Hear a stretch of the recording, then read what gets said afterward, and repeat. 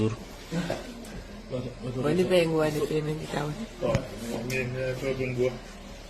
Zvakaitika ndozvinonezvo kuti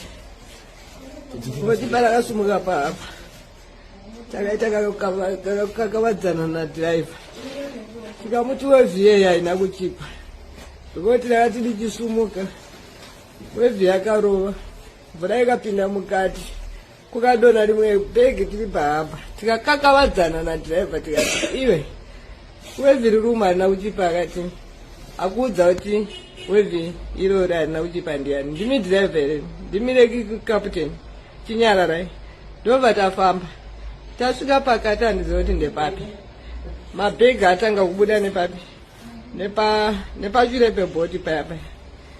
tikashedzera dhiraivha tikamuti iwe onei mabhegi nemadhishi ari kubuda murume uyo akaramba atichiitisira nharo tapamba sina kuwirirana akati takuudza kuti nyararai hapana wevhi tinosvika kwatiri kuenda ndobva tafamba tanyarara tichiona masikadhi ese zvingwa zvingobuda bhoti ratanga kudi kurereka ne1 side ndobva tafamba tasvika pakati handinyatsopaziva semunhu anga ndobva tati iwe tengi wane rinenge riri kupinda mvura ona taakudi taakunyura akabuda futi akati akuudza kuti maakunyura ndiani kati ndaiwe uda kuti tiite seko bhoti tiri kufa kaiti kunyura kati ddf hainyure haiurai vanhu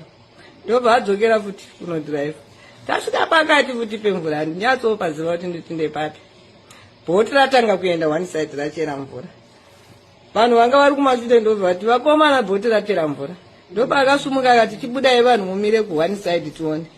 vanhu vaiva kusaidi kwanga kwazara mvura ndobva vabuda vakamira kusaidi kwatantiri tafamba distance hatina kumbofamba distance yakati kusaidi tione vanhu vaiva kusaidi kwanga kwazara mvura ndobva vabuda vakamira kusaidi kwatantiri tafamba distance hatina